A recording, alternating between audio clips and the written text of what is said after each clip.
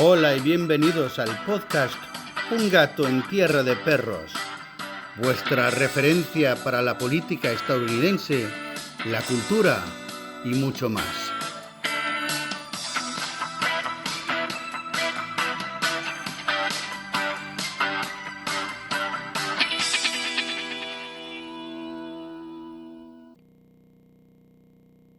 Hola, soy Joe Magaja. Gracias amigos por estar conmigo para otro episodio de Un gato en tierra de perros. Hoy tengo conmigo otra vez a un amigo del show, Rafael de Mateo. Hola Rafa, ¿cómo estamos? Hola, Joel, ¿cómo estás? Eso del amigo del show me ha gustado, el show business. Bueno, como el show business, al menos en Hollywood, ya va desapareciéndose poquito a poco, pues hay menos y menos amigos del show business y del show, pero esas cosas suelen pasar. Estamos aquí hoy para hablar de un libro que acabas de escribir sobre tu madre, que se llama Una vida. Y me parece impresionante por varias razones. Una de ellas es que, bueno, yo conozco tus obras, bueno, tus guiones. Y Ujú. cuando escribes libros se nota que también tienes esa misma visión cinematográfica de escribir, que describes todo de tal manera que se puede visualizarlo muy bien. ¿Estabas pensando en eso al principio o eso es una cosa que te vino natural al escribir este libro por conocer los lugares y la historia casi desde siempre, ¿no?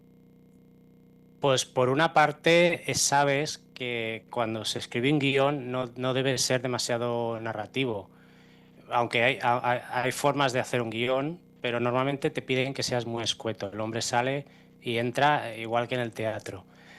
Pero yo siempre me ha gustado que el lector, incluso en un guión que debe ser, pues eso, 80 páginas, 90 páginas, se meta en la historia, con sensaciones, con olores, con, no sé, con todo lo que puede rodear a esa escena, ¿no?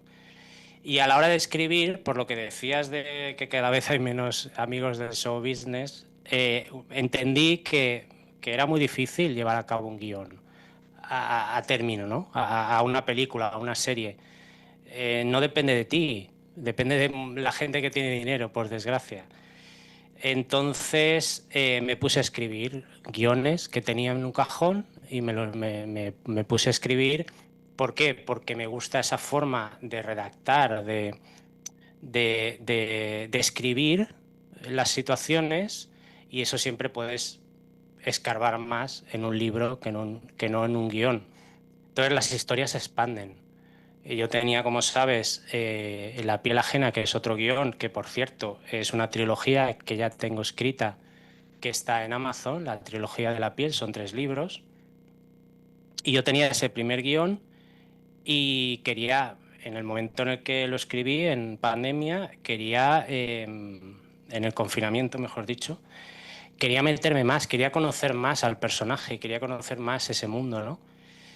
Y el libro que nos trae hoy aquí, que es Una vida, que es un libro sobre la vida de mi madre, pues de alguna manera, aunque no es una novela al uso, porque sabes que la has leído, es muy cortita y luego entraremos en eso,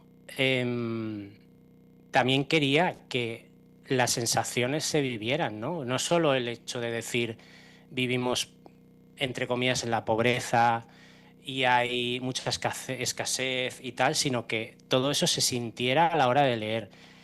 Si conoces Valencia cuando lo lees, tendrás ese regustillo de que te calles, de monumentos, y a la hora de presentar un monumento también he querido poner en valor quién lo ha construido, qué historia tiene ese lugar antes y después también, porque hay edificios que existen, pero hay otros que han desaparecido.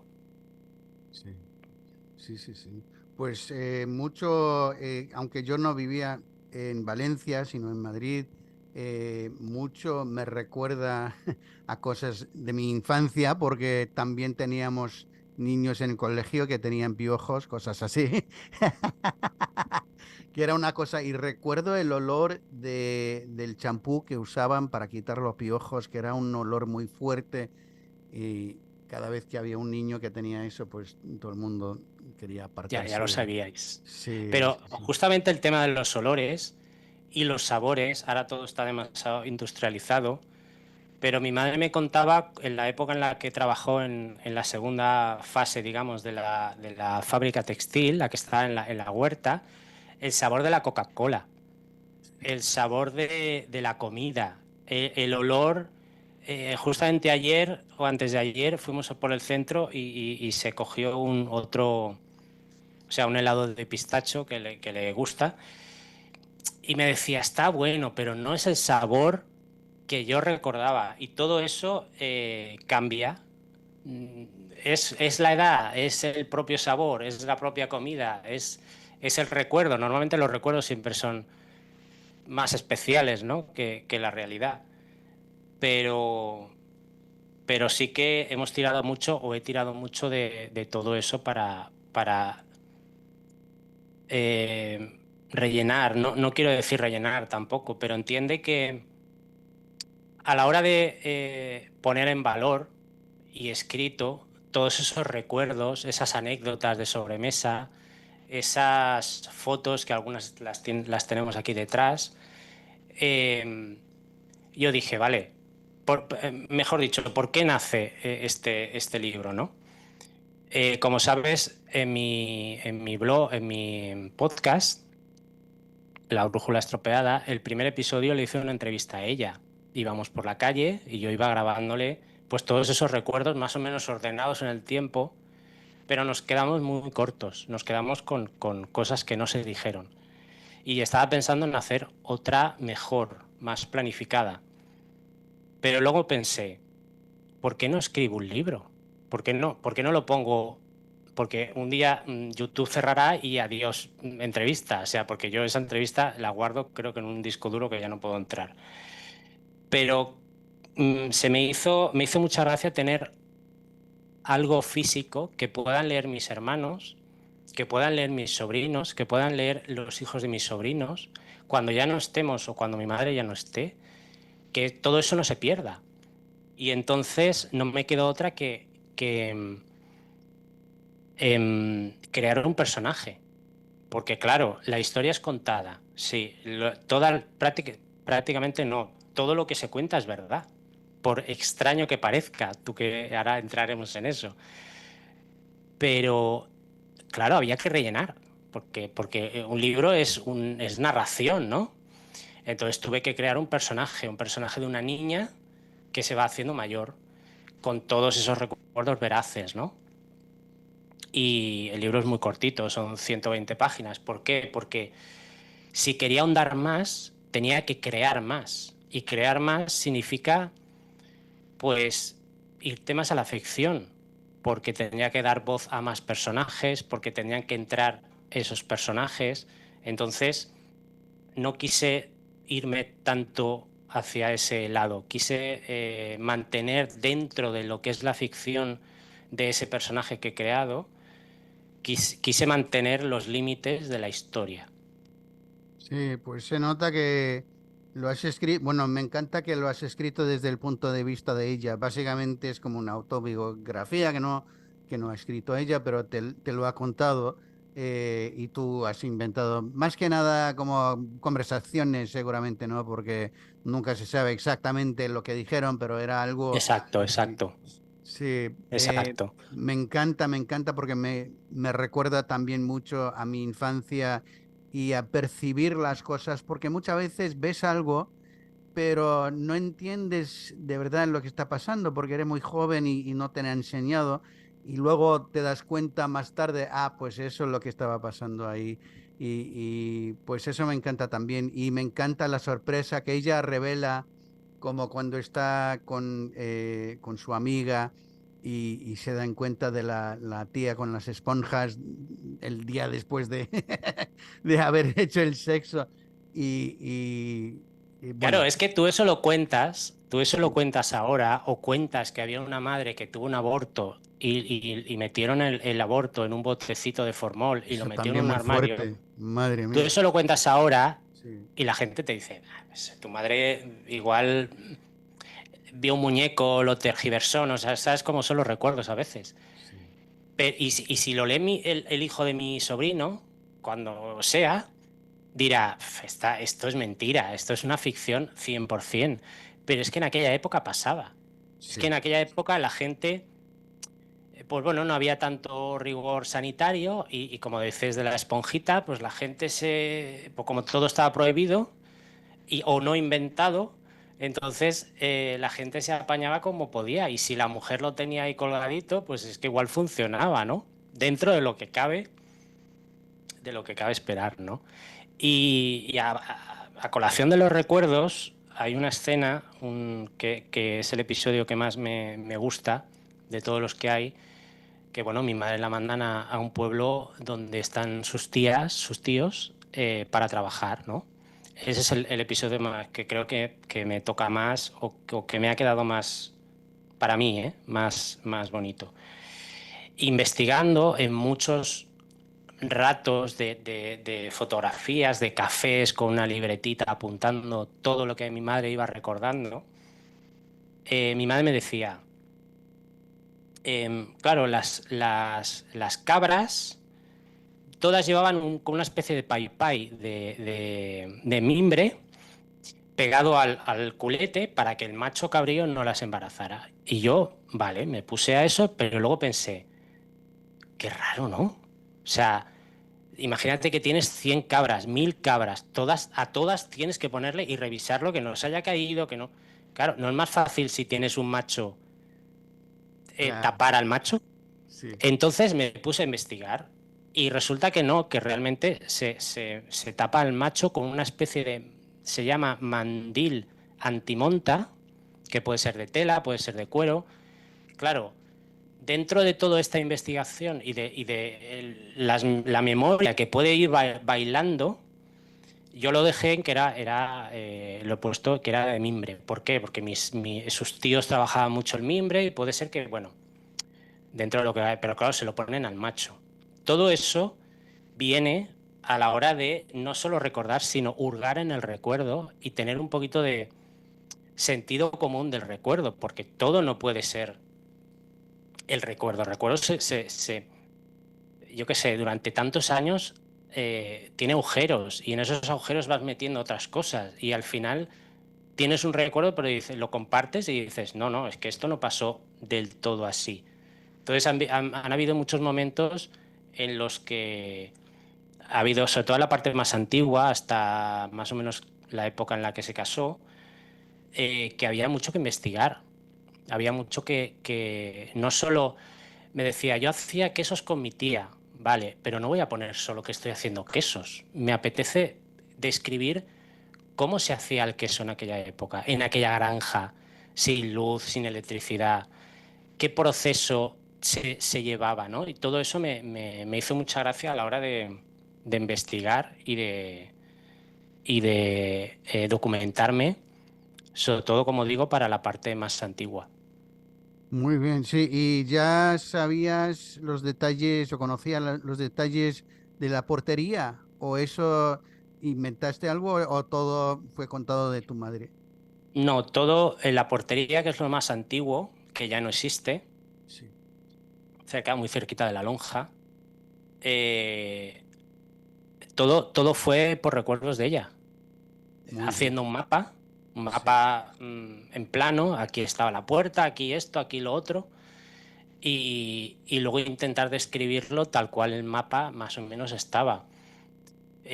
Muchas horas de decir, sí, pero esto cómo era, y hay dibujos que no me salían, porque claro, no, sí, puedes llegar a entenderlo, pero dices, ellas, mi madre y mi tía dormían debajo del hueco de la escalera. Sí. La portería, digamos, para la gente que no lo entienda, la portería normalmente es el piso de abajo, del zaguán, digamos, de la entrada del edificio, pues al fondo hay una portería y a la derecha entraba la escalera. Pues debajo de ese hueco ellas dormían. y entender ciertas cosas, como que no había paredes, como que el váter era un banco de piedra. Todo eso a la hora de escribir es medio imaginación y sobre todo toda esa documentación de sus recuerdos, ¿no? Que por cierto, hablando de recuerdos, han surgido cosas que ella no recordaba. Durante Claro, este sí, proceso sí, sí. se han dado detalles que ella había olvidado totalmente. Y es una forma también, volviendo al legado, de dentro de, yo qué sé, Dios quiera, 10 años, que ella vuelva a releer y que de alguna manera no venza, digamos,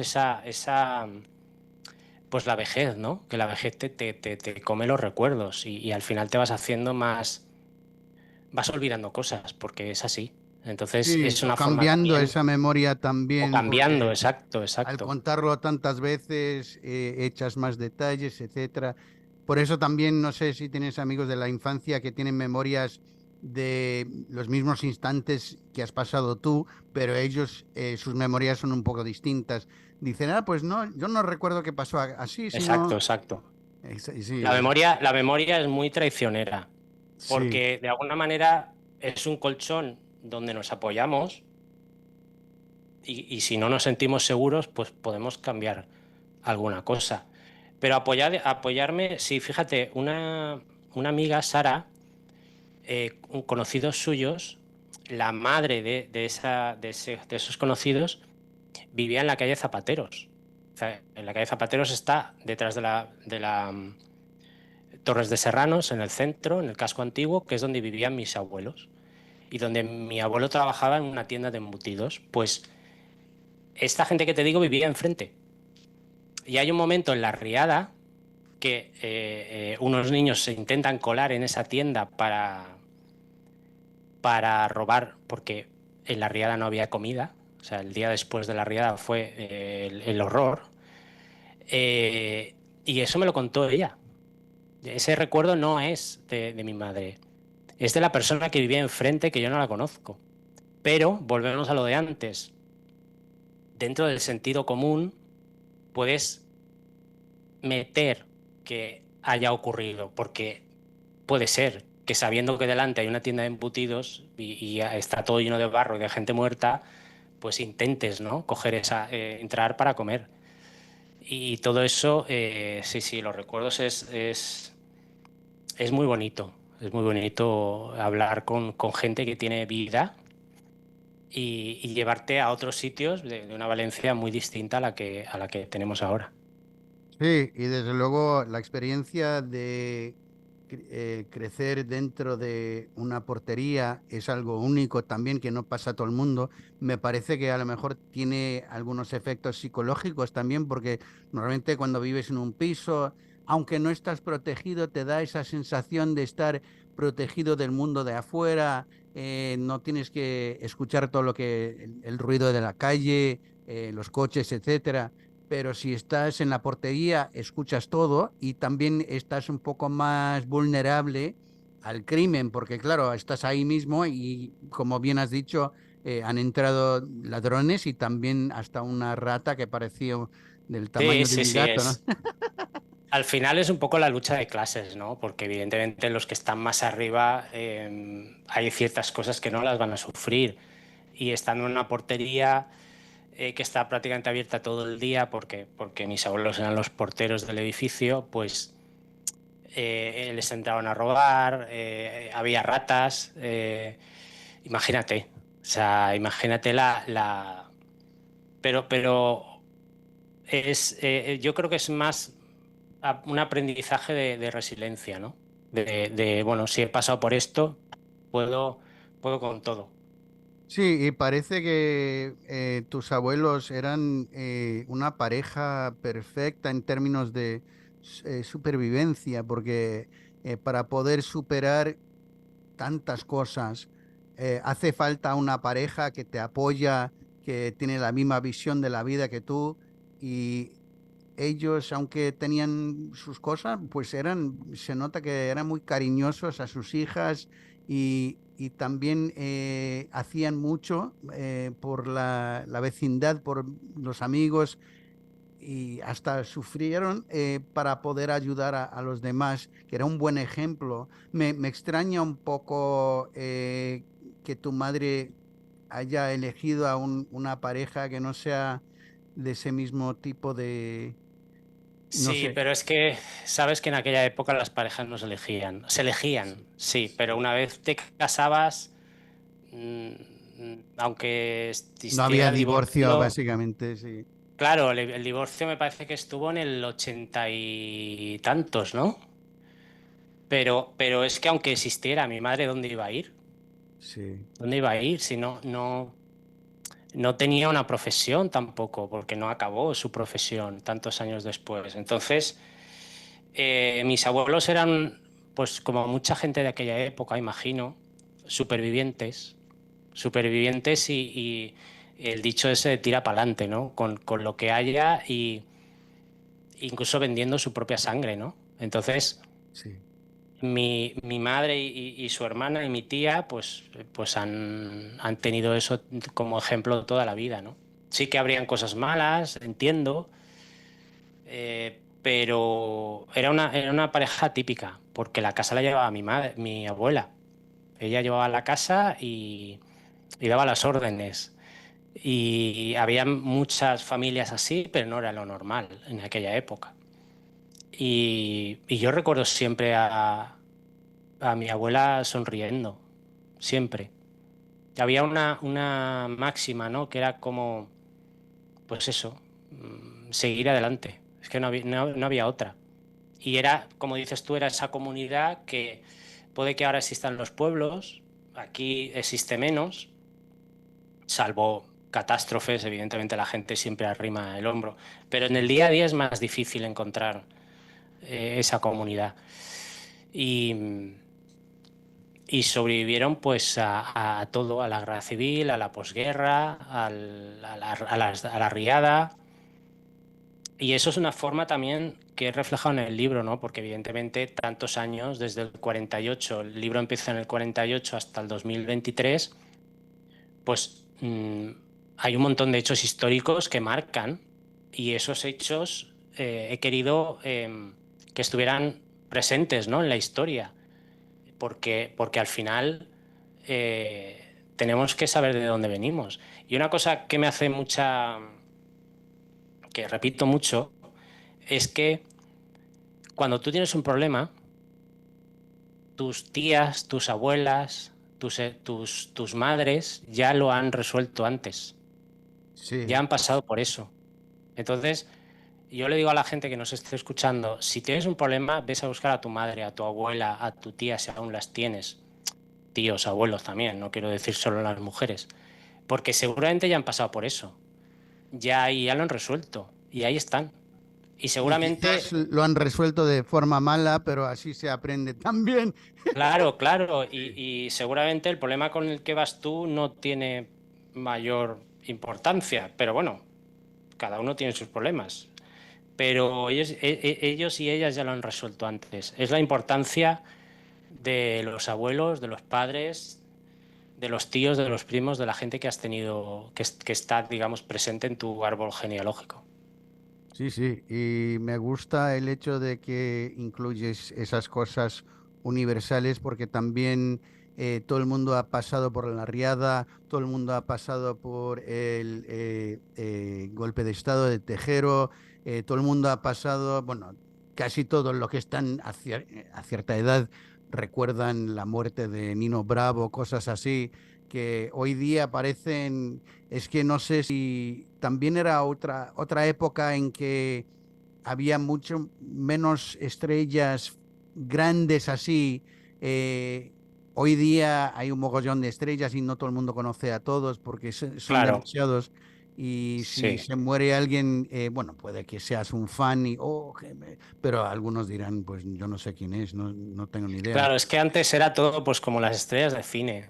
Antes era todo más agigantado, ¿no? Porque pues eso, estábamos menos interconectados también, no sé. ya te digo que, por ejemplo, lo que nombras ahora de la muerte de Nino Bravo, evidentemente es un hecho histórico que pasó en esa época, pero también es un referente porque mi madre lo cuenta siempre, ¿no? ¿Qué hacía ella en el momento de, ¿no? Y me ha servido mucho, como habrás leído, para hilarlo con ese momento sentimental de ella y de su vida en pareja. Sí, sí, desde luego que esas ocurrencias nos marcan ciertos tiempos y se recuerda, y muchas veces los recuerdos, como bien has dicho, se mezclan un poco con la fantasía, pero dices, ¿eso cuándo pasó? ¿Era antes o después de la muerte de Nino? Mm. Y para Sí, es los como, sí, es una banderilla que pones en el trayecto de tu vida, ¿no? Para luego recordar si era antes o después de ese momento. sí, y para los de la generación anterior, bueno, a mi padre que cuando llegó a España era en el 65, mucha gente hablaba de José Antonio Primo de Rivera, pero como si fuera un Ujú. familiar diciendo, ah, pues José Antonio ha dicho eso. Mi padre, ¿pero quién es José Antonio? ¿Tu primo? Claro, Pero es que no. antes era todo como más, no sé, más unificado, más familiar. Eh, y de alguna manera, no sé si es una crítica o no, pero de alguna manera la gente está más en el presente, en la actualidad, en la historia, ¿no? Ahora le preguntas a alguien más joven quién era Primo de Rivera y no lo sabe. Sí. Y eso por un lado es un drama, independientemente de la historia, pero es un drama no conocerla. Eso. ¿Y vas a o has grabado una forma audio del vídeo? Digo, del libro. Para... No, Ah, vale. ¿Piensas hacer no, eso no, también? porque no lo sé. Hay varias cosas que quiero hacer ahora con la promoción del libro, que sale el 19 de mayo y costará más o menos unos 5 euros, 5,20, 5,80, creo que es en Estados Unidos, depende del país. Claro, como te decía antes, es un libro corto. Claro, yo no puedo pedir 13 euros por ese libro. Y además quiero que la gente lo conozca. Y en ese sentido, también entiendo que es un libro fácil de leer, rápido, pero de alguna manera quiero que la gente, si me escuchan, em, lea cada capítulo y deje respirar cada capítulo, porque la historia va saltando en el tiempo y yo creo que el lector necesita pues llevarse un poco al trabajo o al café o por ahí el episodio que acaba de leer. Y en esos planes que te decía, sí que me gustaría hacer un audiolibro.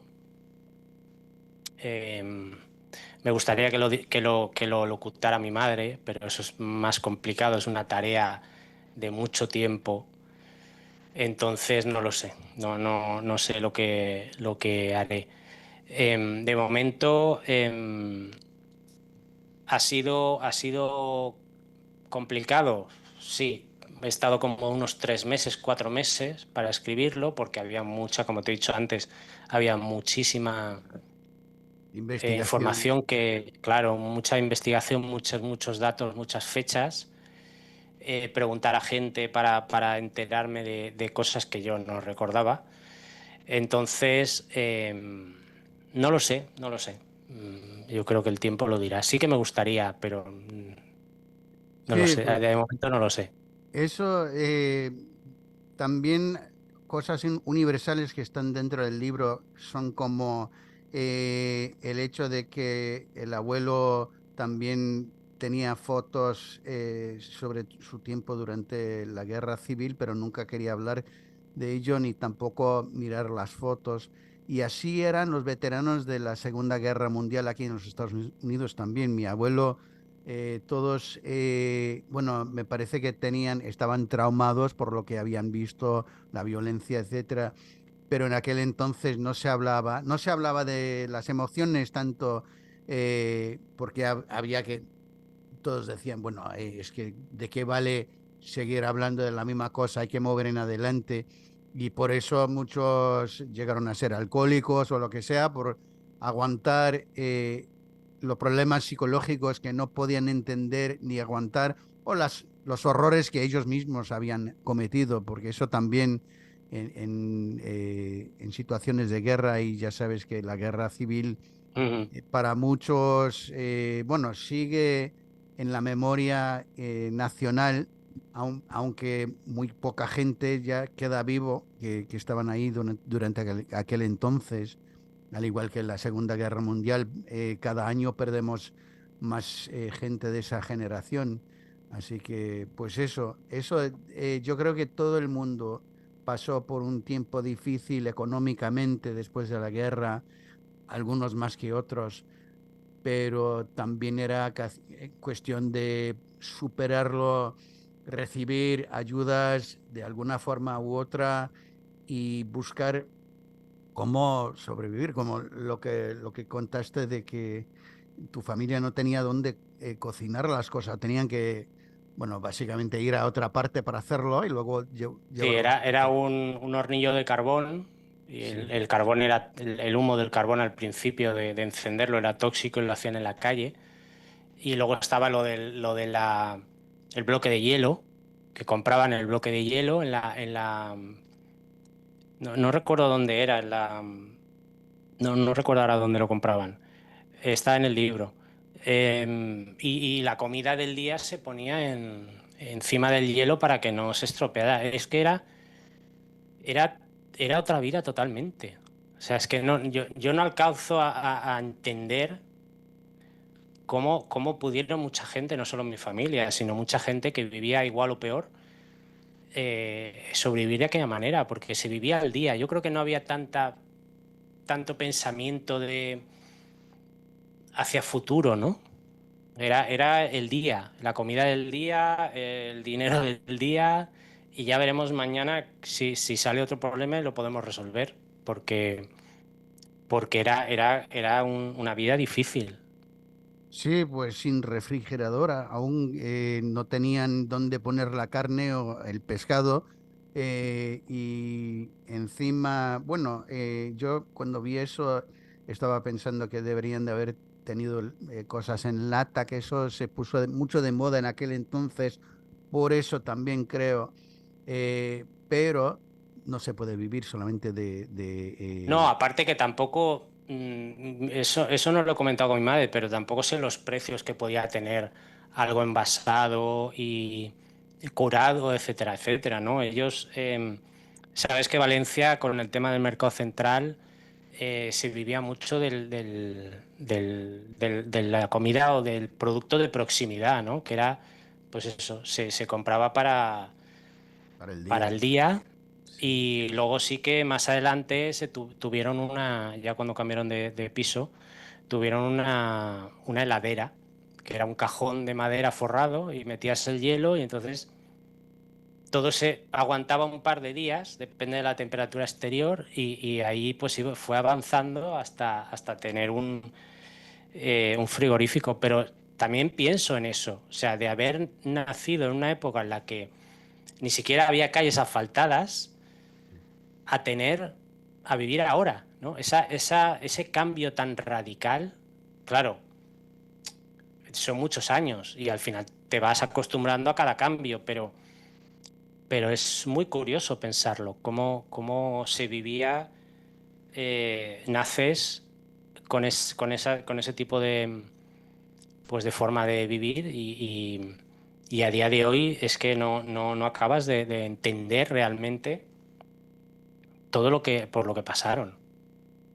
Sí, sí, desde luego que, bueno, sí, yo creo que el mundo ha cambiado tanto en muy poco tiempo, si se considera desde principios del siglo pasado, del siglo XX, pues mucho ha cambiado, un mogollón, y más aún.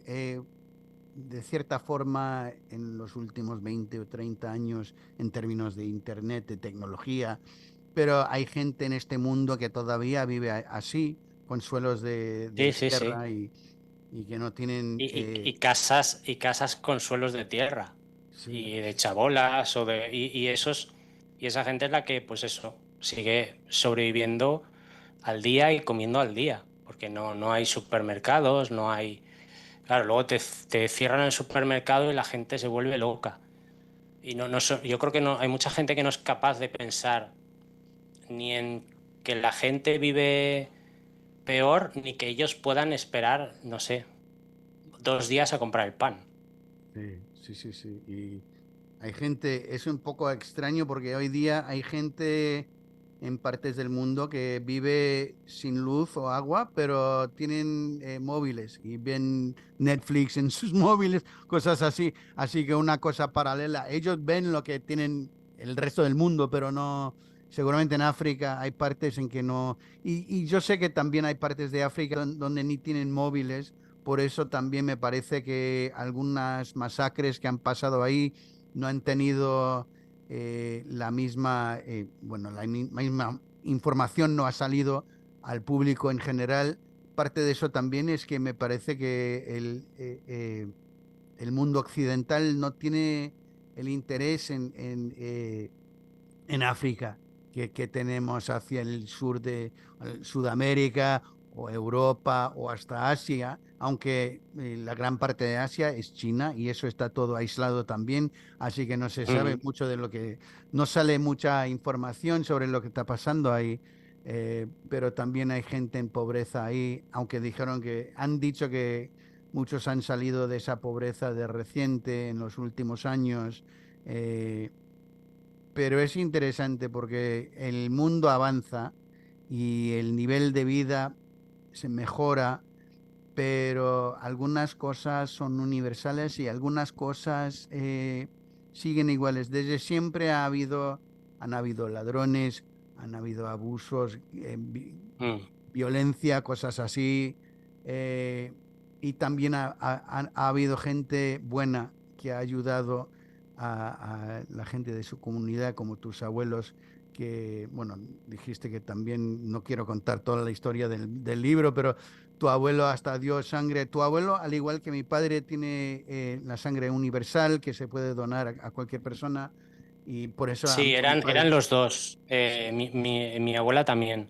Lo que pasa es que llamaban más a mi abuelo porque tenía la sangre universal, entonces lo buscaban más a él. Pero ya te digo que hacían de todo para sacar 4 perras más para seguir viviendo y manteniendo a sus hijas, ¿no? Y una forma muy lucrativa era, pues eso, vender la sangre que necesitaba la gente pues, de accidentes, operaciones y demás. y eso sigue también, aunque hay una forma sintética, pues todavía se necesita la sangre y la plasma para gente que tenga esa necesidad, que Sí, siempre... hay mucha gente que sigue, que dona de continuo y luego hay campañas. Pero en aquella época, claro, a mi abuelo lo buscaban a las tantas de la noche porque había habido un accidente y se lo llevaban, ¿no? Entonces, sí, sí, todo eso es muy curioso a la hora de pensar de cómo vivían la economía del día a día. Sí. ¿Y cómo ve tu madre el mundo de hoy día? ¿Le extrañan los cambios que han pasado desde su niñez o le parece natural por el paso del tiempo? Bueno, hay cosas que le llaman la atención más que otras, pero yo creo que, pues eso, se ha adaptado como casi todo el mundo bastante bien. Ella al principio del WhatsApp no quería WhatsApp, no, ya no lo quería y ahora no lo suelta, porque está con mi familia, con las amigas, que no sé qué. Entonces, al final, si esa tecnología viene con los años, pues acabas adaptándote. El mundo actual, pues ella ve pues lo que hablamos, demasiadas guerras, demasiada información de guerras en la televisión o en la revista. Pero bueno, también es que no te puedes, te tienes que preocupar, pero no te puedes centrar tampoco en todo lo que sale por la tele y en la radio, porque como hablabas tú antes de África, hay veces que nos centramos en algo y dentro de 15 días ya ese algo ha desaparecido porque lo ha solapado otra cosa más o menos importante. Entonces, bueno, como te decía antes, pues ella ha pasado por muchos cambios de la historia, de la política, y yo creo que ahora está más centrada quizá que antes. No sé por qué, ya está más pendiente de la política que igual hace 20 o 25 años. Quizá porque en aquella época pues no tenía tiempo de centrarse en la política, porque tenía que cuidar de nosotros, tenía que trabajar también. Entonces, pues eso, intentamos cuando vamos a comer, si hay demasiada historia, yo cambio de canal y pongo cualquier serie. Pero sí, ella intenta estar al quite, ¿no? De lo que pasa en el mundo. ¿Y has enviado el texto, el manuscrito a tus parientes para que vean lo que va a salir? ¿Crees que hay algún pariente que va a reaccionar de una forma negativa o qué piensas de eso? Pues no lo sé, no lo he enviado, no lo han leído. Lo leerán el día 19, a partir del día 19. Muy bien. Eh, no, yo creo que de alguna manera lo que se cuenta, que también hay partes mías, personales, son parte de la vida de mi madre. Sí. Entonces hay dramas que le afectan a ella. Entonces yo no podía dejar eso fuera, porque es su historia. ¿Cómo es ella ahora? ¿Cómo se puede definir o cómo se puede escribir cómo se siente? Pues para responder esa pregunta tienes que contar la historia con las alegrías y con los dramas.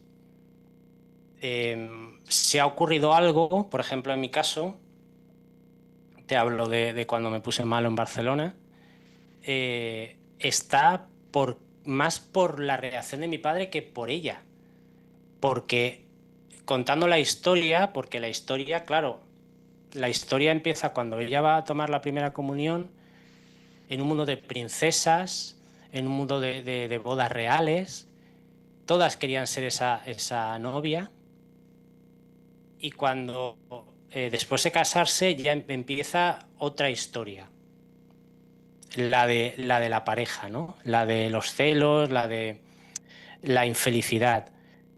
Y es que todo se conecta. Entonces no puedes dejar de decir o de contar algo porque el puzzle que es ella son las piezas que somos nosotros.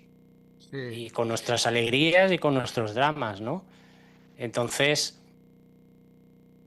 no lo sé, no sé cómo se lo van a tomar, si es que alguien se lo toma mal, pero quiero dejar constancia de alguna manera que si lo leen ahora y pueden llegar a molestarse, solo les diría que lo leyeran dentro de 20 años y no se van a molestar, porque entonces la historia se verá de otra manera, se leerá de otra manera.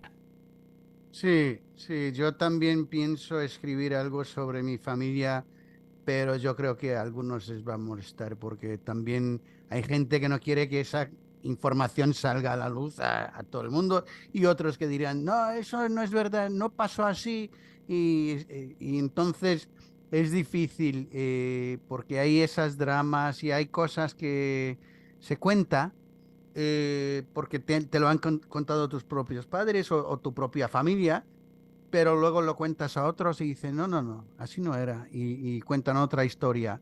Y a veces la verdad está entre las dos historias, Claro, pero, pero al depende, ¿no? final es la historia de mi madre, son sus recuerdos, sus sensaciones. Posiblemente mi padre contaría otra historia, eso es así. Yo a veces he copiado partes de su diario, del diario de mi madre, escritos a mano en hojas que reflejaban la sensación de ese día, no de ahora de 2026, de ese día en 1996 o, ¿sabes? Y eso es ahí, eso es así, eso está ahí, negro sobre blanco.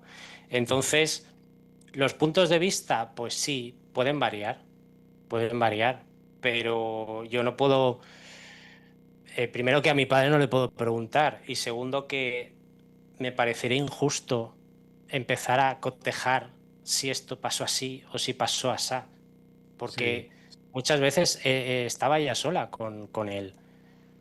Entonces sí, es la historia tal cual ella lo vivió y lo sintió y llegó a, como te he dicho antes, con alguna bueno, de las confesiones o de los dramas que han pasado, cómo ella se lo tomó. Entonces, yo lo he descrito tal cual. Cuando yo le dije en su momento que era gay, lo he escrito tal cual. Yo no he puesto matices de cómo yo me sentía en ese momento. O exacto. no, es que esto, claro, yo no se lo dije a nadie, pero no. Yo es tal cual como ocurrió y la respuesta que ella me dio. Yo ahí no entro. No, considero que no es justo entrar en ese. Claro, también te digo que no hay dramas, yo que sé, como de una herencia o de algo que pueda desunirnos, ¿no? No somos Sí. ese tipo de familia, pero Una cosa que me pareció muy fuerte era cuando tu madre estaba sufriendo por la pérdida del pelo, etcétera, y estaba llorando y tu padre básicamente no reaccionó como estaba pasando a otra persona, no extendió la mano ni nada. Y al final, cuando salieron, dijo, pues no te hagas la víctima ahora. Eh, claro. y eso, ¿de dónde viene ese pensamiento? No sé, de dónde, quién habrá. Yo en si no, bueno, hay un dicho en los Estados Unidos, y no sé si se dice en España o no, pero dicen, si no tienes algo bonito que decir, mejor que No no digas digas nada, nada. sí. Exacto. Pero decir, no te hagas la víctima cuando es la víctima, Claro, joder. tú fíjate que mi padre de alguna manera necesitaba que mi madre siguiera cuidando de los niños, siguiera haciendo la cena y limpiando, entonces claro, no te puedes venir abajo porque tienes cosas que hacer. Es esa falta de empatía. Yo ahí no puedo entrar. Yo ahí no puedo poner matices. Yo ahí no puedo decir, no, es que igual tal. No, porque yo primero no tengo la otra parte. Quizás si mi padre viviera, podría haber hecho un libro diferente, pero yo me ciño a eso. Y esa frase ya no tiene matices. Sí. Esa frase es lapidaria. Es uno de los momentos claves del libro, donde casi, aunque pasa más adelante, donde casi se viene todo abajo. Entonces, Bueno, eso para ¿por mí, si yo qué? tuviera una pareja que me dijera algo así, después de haberme diagnosticado de algo bastante grave, aunque es más grave emocionalmente que físicamente, pero de todas Sí, formas, eh, pero si mi pareja me dijera, no te hagas la víctima, eso para mí sería, sí, el momento de decidir, pues esto no funciona para mí, que no necesito a alguien claro, que me pero apoye. volvemos a lo de antes. ¿Qué haces? ¿Dónde Claro. vas? ¿No? Y tu ¿Dónde vas padre, con 4 niños? sí, y tu Bueno, en padre, ese momento 3. No, en ese momento 1, perdona. Pero en ese cero. momento en el que ocurre. Sí, No, en el que ocurre ese episodio es uno, que es mi hermana María José. sí, Pero. Y de alguna manera no despertaban. De sí, alguna manera no despertaban. Mi madre despertó mucho después. Incluso con todo eso, se compró un libro. Déjame a ver si lo tengo por aquí, porque lo vas a flipar. Bueno, sale en la novela sí, que una amiga le dejó este libro. La mujer total. La mujer total de Marabel Morgan, ¿eh? Vale. Bestseller. Claro, mi madre no entendía qué le pasaba a mi padre, porque primero mi padre no hablaba y segundo, fuera de casa era una persona y dentro era otra totalmente distinta. Sí. ¿Qué le habían educado? ¿Cómo le habían enseñado a ser Así es. persona? A querer, no lo sé. Y ¿Crees entonces que este tu padre libro, estaba deprimido? yo lo he pensado toda la vida, Sí, incluso cuando era más mayor, pero ¿por qué? sí. Pero Bueno, bien, a veces es cosa genética que no se puede controlar. O sea, te deprimes, ya, no hay pero causa. tampoco pudo, en ningún momento dio pie a hacer nada. Y cuando mi madre cruzó las piernas, de alguna manera, por decirlo de alguna manera sencilla, ya todo lo demás se acabó. No había nada más. Entonces, una amiga de mi madre, una conocida, le dio este libro. Entonces, este libro es una guía, fíjate la muchacha con ese pelo a lo Angela Channing. Sí. Y tiene pasajes que no los he señalado, pero tiene pasajes como que, bueno, pues tienes que. No agobies a tu marido con problemas cuando llega a casa, el rollo de unas zapatillas y un coñac, o tienes que aceptarlo tal y como es dentro y fuera de casa o dentro y fuera de la cama. O recibe a tu marido vestida de cowboy un día en la cocina o de cabaretera. Es que lo pone aquí. ¿Qué lo pone? Sí, sí, sí. Entonces, mi madre a la mitad del libro lo tiró. Lo dejó, mira, está todo amarillo porque es que este libro tiene muchos años. A mitad del libro lo guardó en un altillo y no lo volvió a abrir. Porque no, ella no. De alguna manera, claro, volvemos a mis abuelos. Sí. No era lo que le habían enseñado. En casa de mis abuelos, mejor o peor, había amor y había cariño y había preocupación por la familia. Y, y entonces ella no entendía lo que le pasaba a ella. Entonces al final, pues no tuvo más remedio que vivir su vida y hacer su vida con sus hijos, con sus nietos, con sus amigas, con sus viajes, porque la vida no se acaba cuando Cuando no se acaba puedes. un casamiento, sí, Sí, o cuando no puedes tener sexo por lo que sea. Hay más cosas. Es que no puedes centrarte solo en eso. Entonces, bueno, como te decía antes, la historia podría haber sido diferente si tuviera otras versiones, pero es la versión de mi madre.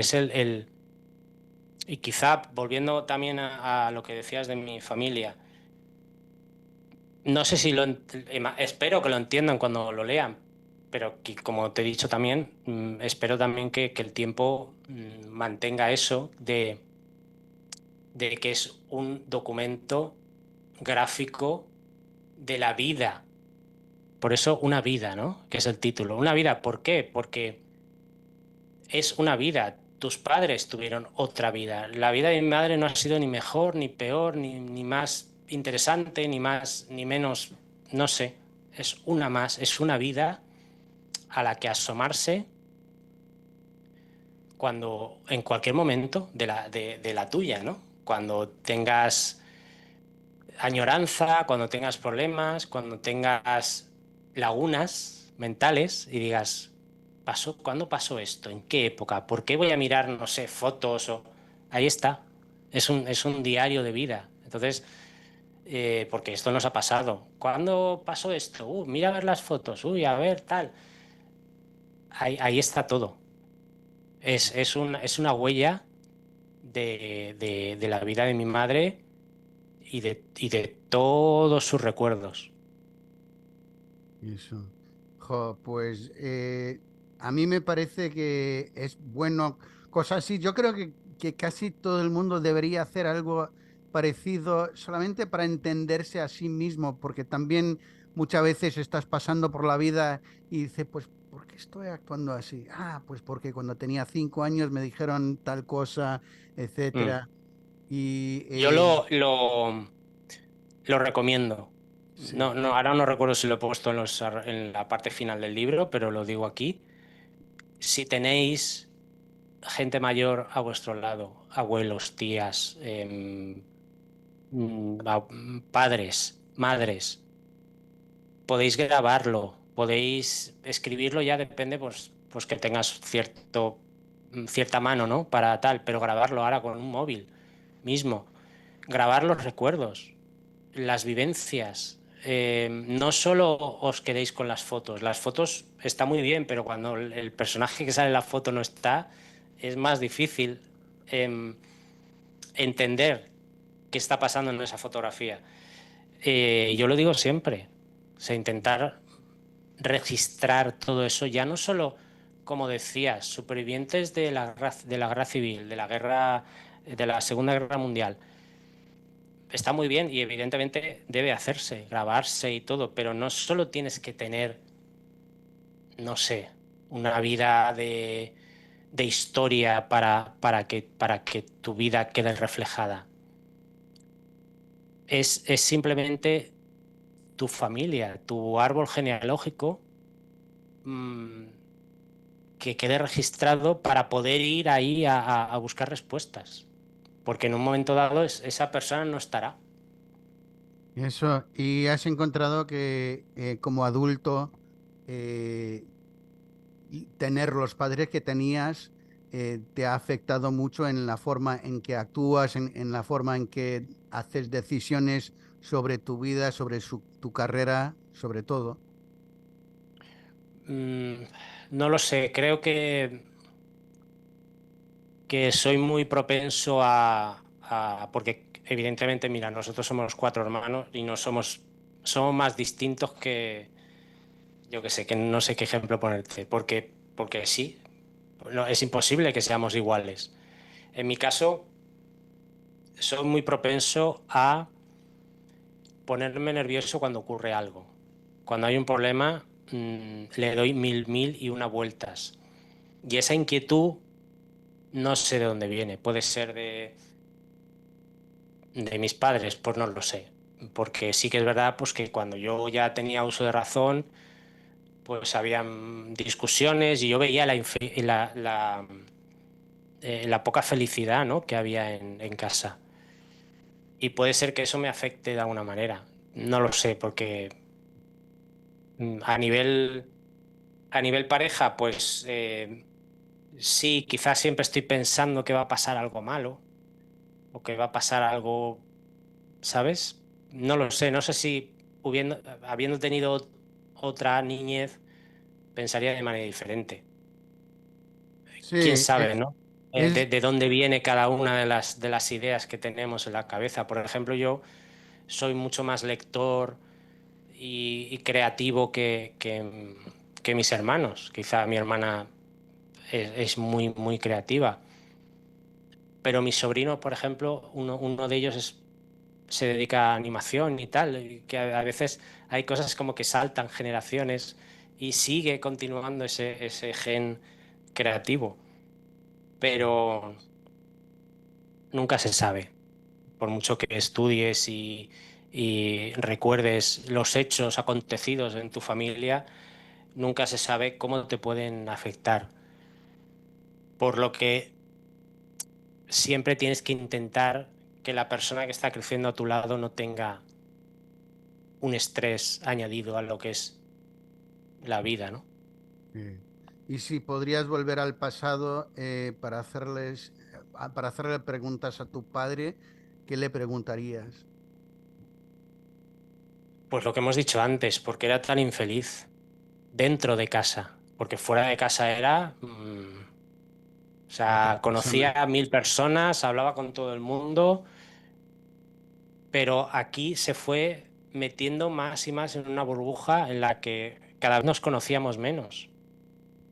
Yo no sé tu padre, pero a mí mi padre nunca me enseñó a afeitarme, ni me cogió un día y me dijo, mira, la vida es así, así, así, y esto es malo y esto es bueno, y vente conmigo que vamos a dar una vuelta y verás que esto por aquí sí, por aquí no. No sé si me entiendes. No, no, es que eso no pasó nunca. Entonces sí le preguntaría por qué, Sí, por sí. qué teniendo una mujer tan extraordinaria al lado no supo estar a la altura de, de, de esa persona. Mm, no sé. Sí, sí, pues en mi situación mi padre me ha enseñado mucho, pero más bien como ejemplo, en vez de decirme tú haz esto. También, es otra opción, es otra forma de enseñar. Sí, sí, sí, sí. Fíjate Pero que, dime. iba a decir que él viene de una familia parecida a la tuya, en que su padre básicamente estaba más vivo fuera de casa que dentro de la casa, pero también abusivo, verbalmente más que físicamente, pero a veces físicamente también. Mi abuelo era drogadicto, mujeriego, músico. Mm, Por eso también cuando me hice músico, mis padres me dijeron, oye, no, que no, porque no querían que siguiera ese camino, porque vieron lo que podría pasar. Pero la verdad es que mi padre también me parece que por eso a veces fue un poco más cerrado en sus emociones, no sabía expresarse bien hasta que llegó a cierto punto en que estaba mayor y yo creo que yo ya tenía unos 20 y pico años cuando se puso a abrazar a todo el mundo. Era muy de forma americana, fría, estoica, que no refleja sus emociones de dentro, porque eso también, bueno, en la vieja escuela los hombres no lloraban, los ujú. hombres no expresaban cariño tampoco, que era una muestra de debilidad, supongo, hacer esas cosas, así que todo muy, muy serio. Como dicen los ingleses, stiff upper lip, o sea, el labio de arriba que no se mueva. Ahora es mucho más feliz, pero yo creo que durante su carrera y durante mucho de su matrimonio estaba un poco, no sé, que quería ser un líder que no podría, pero sí lo era hasta cierto punto, pero Ujú. es que para muchos yo creo que la responsabilidad de una familia puede ser demasiado y hombre, Yo creo que depende de lo que te han enseñado. sí, sí, sí, sí. Si no te han enseñado a eso, todo te puede venir grande. Sí, Los padres de mi padre, al menos mi abuelo, era difícil, era una persona difícil. Y al final es que siempre hay un pozo de lo que has vivido, ¿no?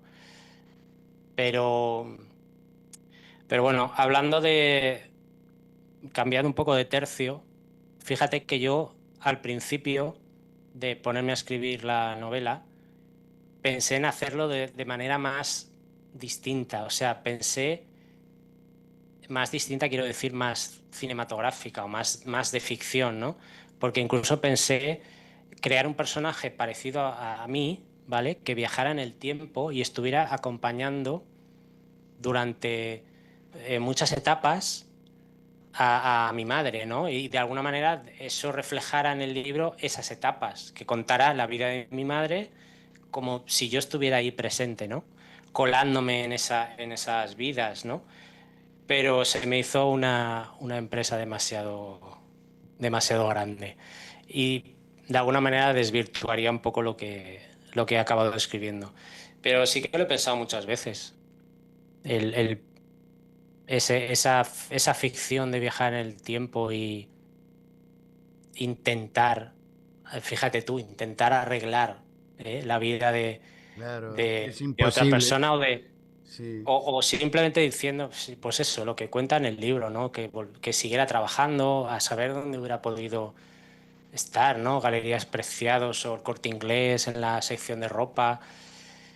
Mm, pero como también digo al final del libro, o lo dice ella, no recuerdo, pues nada de esto hubiera pasado si no, si algo, si algo durante ese esa vida se hubiera cambiado, una decisión se hubiera tomado de otra manera, pues nada de esto hubiera pasado o hubiera pasado de manera diferente.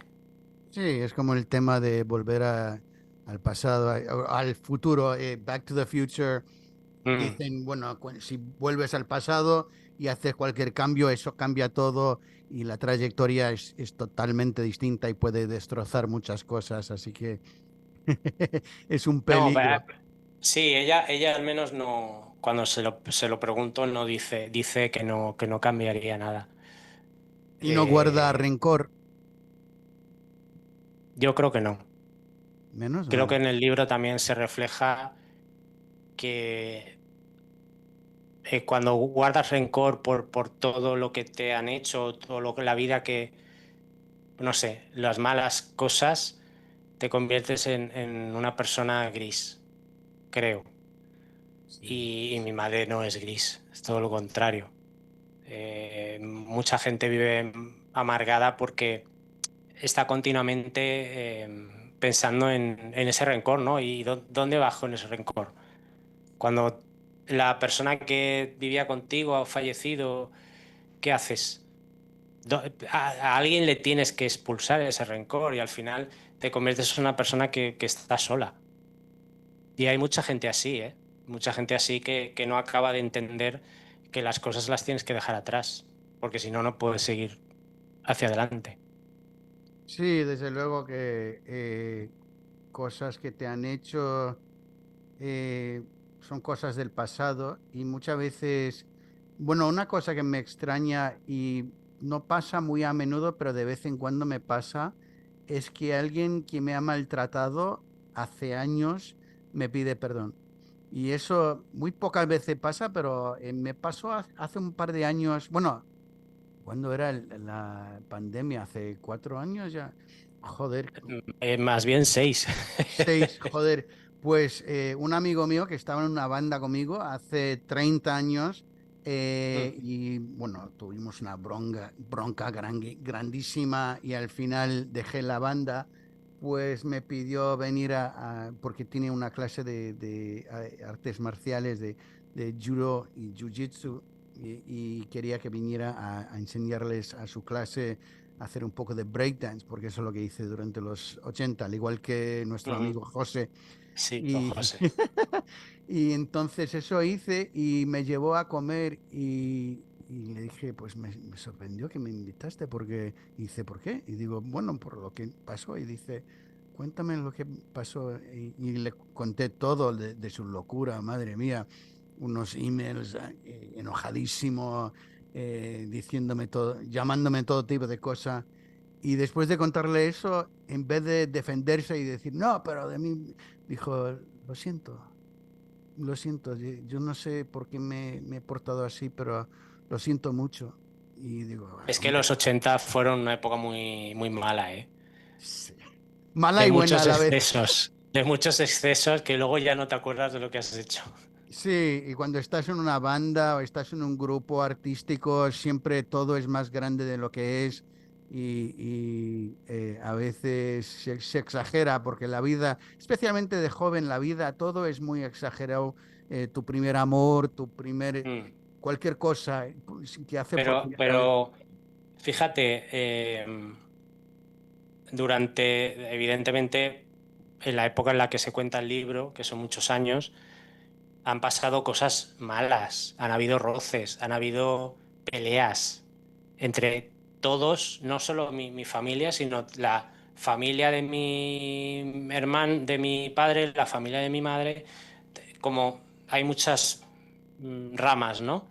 Y claro, han habido un montón de roces y un montón de cosas, pero todo eso no lo he puesto en el libro. No he puesto todo lo que no interfiere en la, digamos, en el arco narrativo que yo he elegido para este libro, que es la vida de mi madre. No, ¿para qué? O sea, ¿para qué poner, ¿sabes? ¿Para qué poner que un día este se peleó con aquel? No, eso No tiene no, sentido, sí. no tiene sentido porque no afecta a la historia, a lo que es a lo que he querido contar, ¿no? Y es difícil porque no dejan de ser. no son vidas inventadas, son vidas que existen o han existido. Y puede que alguien de la familia también bien diga, hombre, pero no has mencionado eso, eso es Claro, importante. claro. Pero por un lado, lo que te he dicho antes, es la vida es lo que ha pasado y ya Sí, está. Ha sido así desde el punto de vista de mi madre siempre.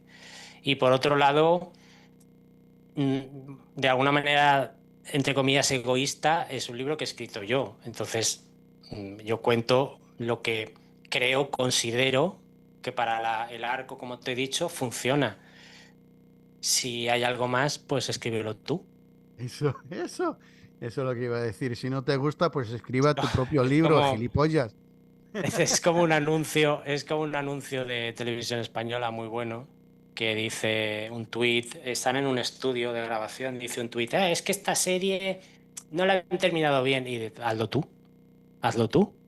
Y el Exacto. curso para hacer cine de televisión española, de cine o guiones o tal, se titula hazlo tú. Es como, claro, cada cual podemos tener esa forma de mantener vivo el recuerdo. Puede ser de muchas formas. Incluso, no sé, mi sobrino ha hecho unos cuadros muy bonitos pintando a mi madre.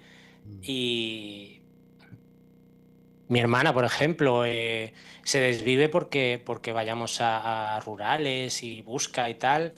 Y muchas veces dice, no, es que solo lo busco yo solo. Pero mm, es que yo no sé si yo podría hacer ese trabajo, ¿no? Esa parte de lo que se hace en familia, ¿no? Yo creo que cada uno tenemos nuestro papel. Y, y en el caso de mi madre, pues he elegido, es que un poco, no quiero parecer pedante, pero es un poco como los testamentos. O sea, había muchos, pero se eligieron cuatro o Sí, cinco. Los demás no cuentan. al lado. Sí, y yo creo que ya me has dicho que también piensas escribir un guión, o ya lo has escrito, este libro también, ¿o no? No, no, no, no. Yo Ah, los guiones no. Me he alejado bastante del tema cine, televisión, cine, etcétera, porque creo que no es muy difícil llevar a cabo una producción.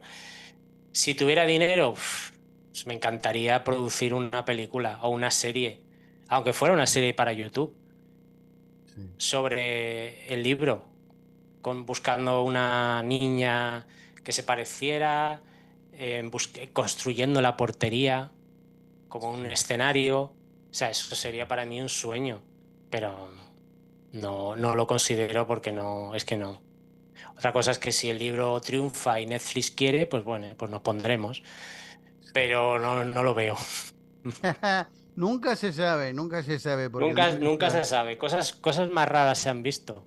desde luego que sí, desde luego que yo he vivido muchas vidas dentro de una y yo creo que la industria no va a desaparecer, digo la industria cinematográfica, audiovisual, no va a desaparecer totalmente, aunque en ciertos lugares ya no es lo que era. Y ya la gente está hablando del cine, de la IA, etcétera. Ya se verá lo que pasa ahí, pero como cualquier otra cosa, tendrán que poner unas reglas de cómo se hace, pero no va a desaparecer tampoco. Que la tecnología sigue en adelante y eso querrá decir que algunos perderán su trabajo, tristemente. En ese caso, porque ya te hemos dicho muchas veces que estos temas dan para otro podcast. Pero fíjate que el otro día estábamos viendo la tele y salió un anuncio, me parece que era, no sé si era de Colgate o de un seguro médico que se llama Asisas o Aisas. Y estaba con mi madre y lo comentamos diciendo, pero qué raro, ¿no? Y es que está hecho con IA. Hombre, Parecía que estaban muertos. No tienen brillo en los ojos. Y mi madre sí que le encanta las películas o todo. Sí que a veces le pongo nuevas, pero sobre todo las antiguas. Es normal. Pero a veces vamos al cine ella lo vive como algo muy positivo. Quiero decir, el cine, esa gran sala de cine. La última que fuimos fue Hamnet, fuimos a verla, le gustó mucho. Y, pero claro, está ese, no sé, ese ser maligno que es la IA de alguna manera, maligno 50%, que yo creo, mi opinión es que la publicidad va a desaparecer, la publicidad tradicional va a desaparecer, va a ser todo IA, porque es más rápido, más barato. El cine, yo creo que no, pero también creo que no somos, ¿cómo se dice? No tenemos, Protegidos. Sí, nosotros dentro, siendo que estamos dentro de la industria y que amamos esto, tú estás más dentro que yo, evidentemente. no, ¿qué va? No somos objetivos, no somos objetivos a la hora de decir si va a desaparecer o no. De Sí, momento las salas siguen llenas, más o menos siguen llenas, entonces no lo sabemos. Quizá no lo veamos nosotros. eso, pues el mundo sigue cambiando y yo creo que hacen falta escritores, autores como tú para poner algo escrito que la gente conozca no solamente el pasado, sino este tiempo en que estamos ahora mismo, porque las cosas cambian de la noche a la mañana hoy día y no hay mucha gente, creo, que está escribiendo sobre ello y escribiendo sobre las experiencias que estamos pasando. Porque, claro, dicen que hay solamente 12 historias que se cuenta de Mm, varias maneras, pero las cosas específicas, como las cosas que ha pasado tu madre, pues esas son únicas. Y aunque algunas partes han han sido universales, las cosas que pasaron a todo el mundo, pues también hay cosas que solamente le pasaron a ella y ella las puede guardar como algo, y tú también lo puedes guardar como algo especial de tu historia, porque la historia de tu madre es parte de tu historia, desde sí, luego. es la historia es la historia de la familia, porque sí, es ella y es su vida, pero son sus padres, que son mis abuelos, y todo el que vino después, ¿no? Desde ese primer momento en la portería. Eh, y de alguna manera refleja, como tú dices, como he dicho antes también, la vida de mucha gente. Yo creo que es bueno que la gente siga escribiendo. Hay quizá demasiados libros, pero, una masificación quizá de títulos, pero em, creo que la vida real o las historias reales siempre van a estar ahí. Y puedes ver paralelismos con un guión que tú creas porque te riges en las reglas de el viaje del héroe y tal, pero es que la vida es el viaje del héroe. Es que es así. Yo no sé si lo he hecho aposta o no, pero el libro es un viaje de una heroína, ¿no? Por decirlo de alguna manera. Desde que empieza hasta que acaba, lleva un recorrido, hay unos mentores que desaparecen, es que es una historia universal, pero, pero real, ¿no? Y acaba aprendiendo algo o aceptando que la vida es así. Por eso hablábamos antes de ¿cambiarías algo? Pues ella no cambiaría nada, lo que significaría que no tendría todo lo que tiene ahora. Tendría algo distinto, pero no lo que tiene. Total, total. Pues quiero agradecerte muchísimo, como siempre. ¿Dónde la gente puede encontrar tu libro cuando sale en el 19 de mayo? El 19 de mayo estará a la venta en Amazon, como he dicho, a 5,20, 5 depende del país. Y nada, pues si lo queréis buscar por Amazon, pues si pones Una vida Rafael de Mateo, seguro que sale. Si no, también en mi web, rafaeldemateo.es, en mis redes sociales, Instagram y demás, Rafael de Mateo. Sí que es verdad que el título, como hemos hablado antes, no es un título que digas, oye, qué título más original. porque pones una vida en Amazon y aparecen 1.000 millones de libros. Pero de alguna manera es el título que he elegido.